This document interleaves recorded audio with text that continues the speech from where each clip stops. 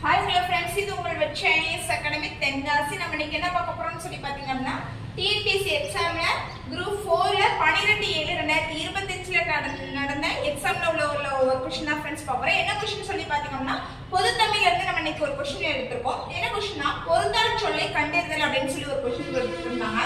முரண், பகுளி, வானை, வியாழம் இந்த நான்குல நமக்கு எது பொருந்தார் சொல் அப்படின்னு சொல்லி கேட்டுக்கிறாங்க. நமக்கு ஆன்சர் என்னன்னு சொல்லி பார்த்தீங்க அப்படின்னா, வியாழங்கிறதா நமக்கு இதுல பொருந்தார் சொல்ல இருக்கு. ஏன் அப்படின்னு சொல்லி பார்த்தீங்க அப்படின்னா, முரண், பகுளி, வாழைகளுக்கு உண்டான பொருள் என்னன்னு சொல்லி பார்த்தீங்க அப்படின்னா மீன்.